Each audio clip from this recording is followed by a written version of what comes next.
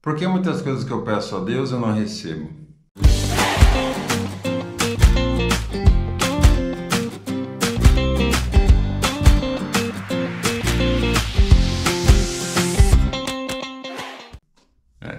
Esta é uma grande dúvida no meio evangélico, né? Muitos irmãos realmente têm essa dúvida e nós percebemos que às vezes até chega daquela travada, aquela esmorecida, né? Porque muitos pedem muitas coisas em orações, orações, orações, em campanhas, mas em um dado momento eles percebem que aquilo não vem, né? E a questão é, Deus não está nos ouvindo, né? Será que Deus não está nos ouvindo? Não é mesmo? Mas na verdade o que nós entendemos é que Deus sim ouve, né? Mas se Ele fosse nos dar tudo o que nós pedíssemos, com certeza nós teríamos um efeito muito complicado em nossas vidas, não é mesmo? Quero trazer aqui um texto importante para a gente conversar um pouco mais sobre esse assunto. Mateus capítulo 7, seu versículo 7 ao 11, né? Que é justamente onde todos os cristãos se baseiam para entender que tudo aquilo que você pedir, Deus te dará, né? Então, Mateus 7, versículo 7 a 11 diz o seguinte: Pedi e dar-se-vos-á, buscai e achareis, batei e abrir-se-vos-á. Pois todo o que pede recebe, o que busca acha, e ao que bate abrir-se-lhe-á. Ou qual dentre vós é o homem, aqui Jesus falando, né, aos seus discípulos, aos seus ouvintes, ou qual dentre vós é o homem que, se seu filho lhe pedir pão, lhe dará uma pedra? Né? Mas infelizmente, muitas vezes nós sim pedimos a pedra, né? Versículo 10: Ou se lhe pedir peixe, lhe dará uma serpente? Só que, volto a dizer, muitas vezes nós pedimos uma serpente, né?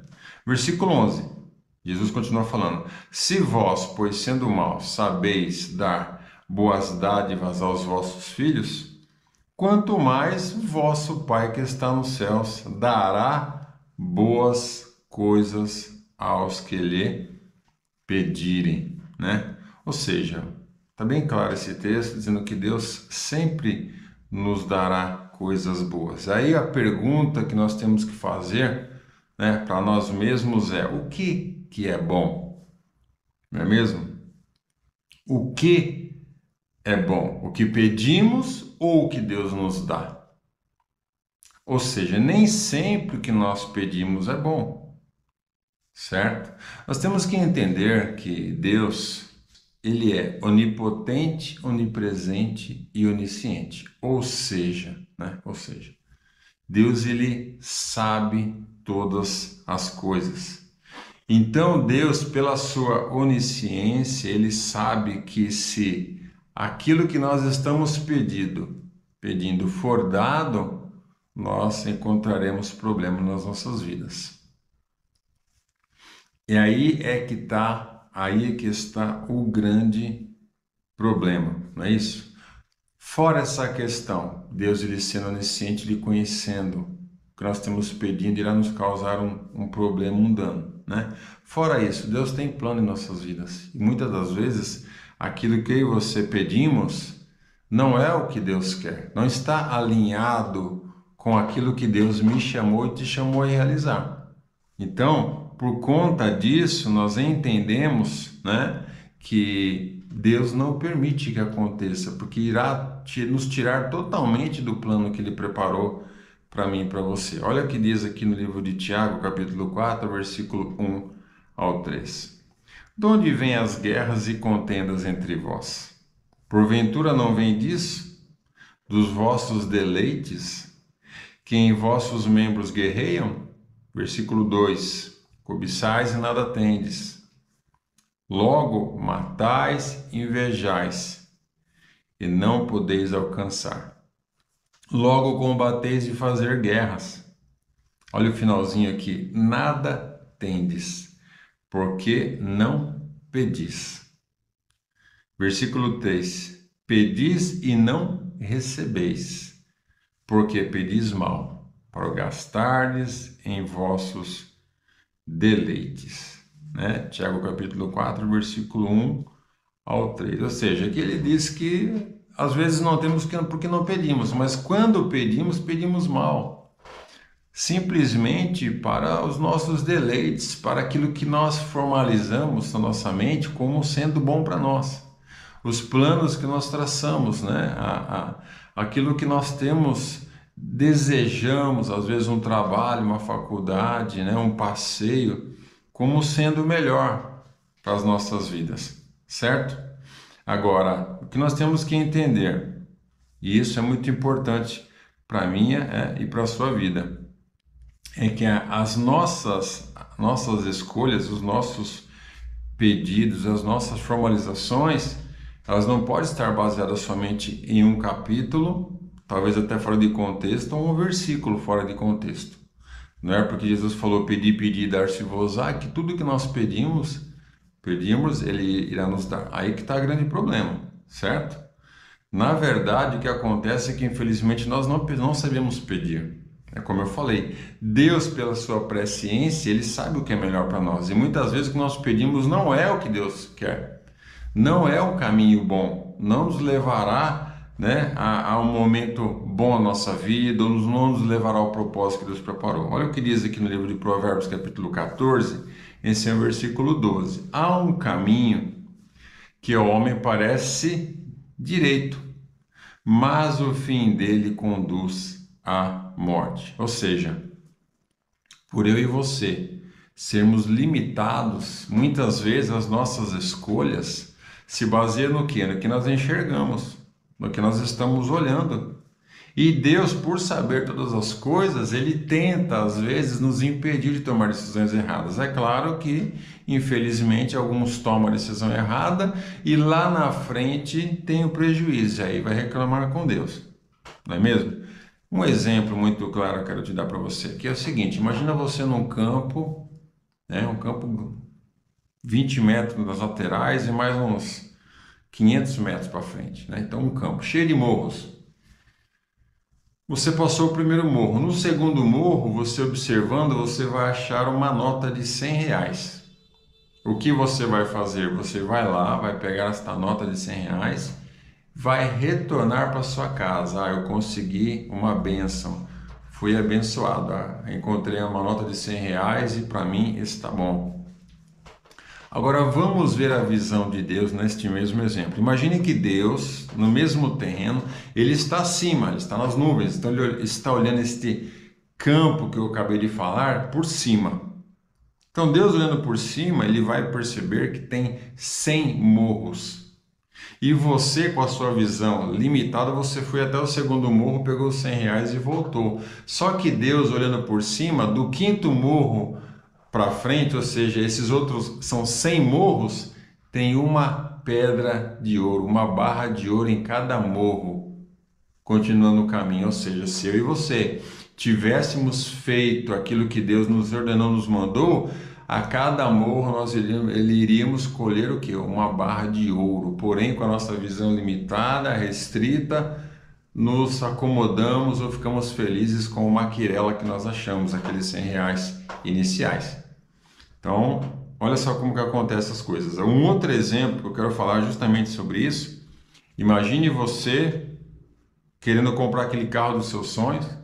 Você faz as suas contas ali, você fala, consegui comprar. Aí você compra um carro, 5 anos para pagar uma parcela de R$2.000, porque nas suas contas, o que você ganha, tal, tudo lindo, maravilhoso, você vai conseguir durante 5 anos pagar esses R$2.000 por mês. Porém, né? Deus, Ele sendo conhecedor do futuro, Ele é onisciente, Ele sabe o que vai acontecer nesses 5 anos, Ele sabe que daqui a 2 anos você vai ser despedido. Ele sabe que daqui a 2 anos, 3 anos, sua esposa vai ter uma enfermidade e você vai ter que gastar esse valor do carro para restauração da saúde da sua esposa. Ou seja, este cidadão, mesmo tendo buscado a Deus, que geralmente é assim que funciona, né? Busca-se a Deus uma palavra, duas, três, quatro, cinco. Na sexta, na sétima palavra, né? Detalhe, essas primeiras palavras todas negativas, não compra, não compra, não compra. E aí, como não veio uma palavra positiva, eu vou continuar buscando as palavras até que venha aquela que agrada o meu coração.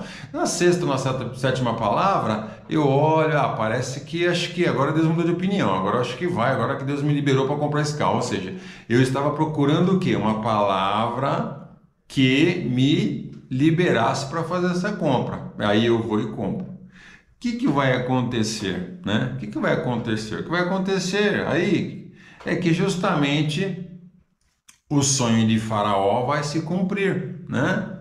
O que aconteceu com Faraó? Ele não teve um sonho que viria tempo de vacas magras e vacas gordas?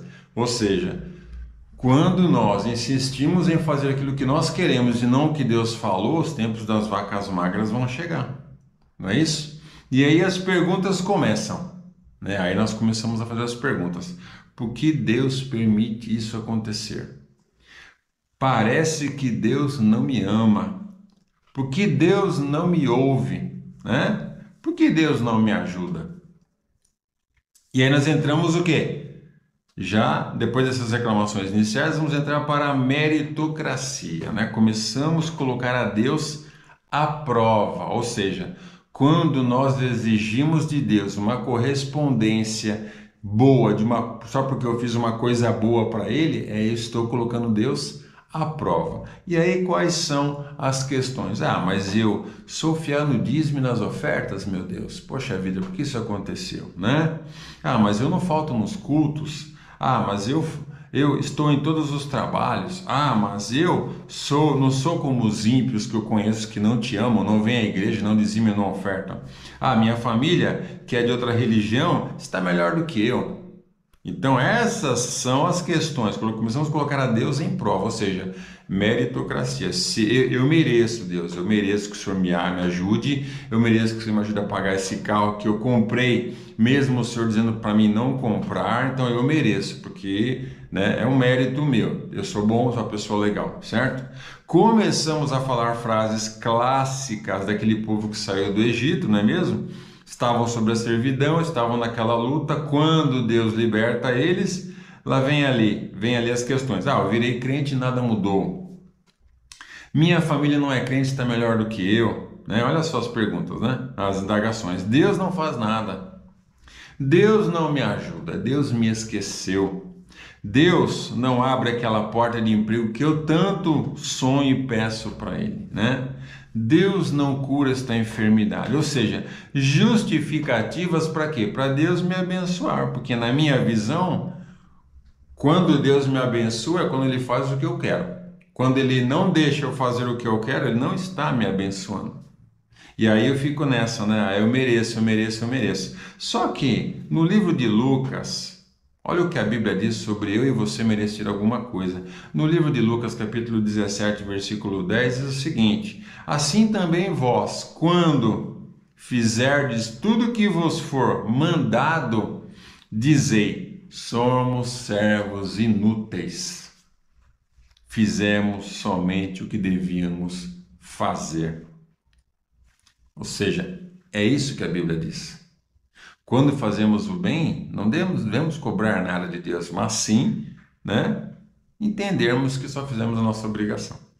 Então, eu e você temos que entender que fazemos planos, traçamos metas, sonhos, porém, Deus sabe o melhor, Deus sabe o que é que nós temos que fazer realmente. Deus tem um plano em nossas vidas e nós, através das nossas orações, não podemos de maneira alguma achar que podemos obrigar Deus a fazer aquilo que nós queremos, porque nós somos servos. Deus é o mestre, é o Senhor, e nós somos servos. O servo não escolhe o que quer fazer, o servo não obriga o seu Senhor a fazer o que o servo quer. O servo faz o que o seu Senhor quer. Lembrando, Deus nos ama e Ele tem o melhor para mim e para a sua vida.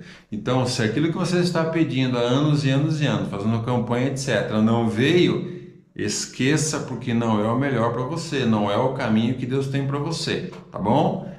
Aprenda a entender que Deus é soberano e se Ele não está te dando isso é porque não é o melhor para você, tá bom? medite mais sobre isso, eu tenho certeza que Deus vai falar com você, tá bom? Até o nosso próximo vídeo, Deus te abençoe.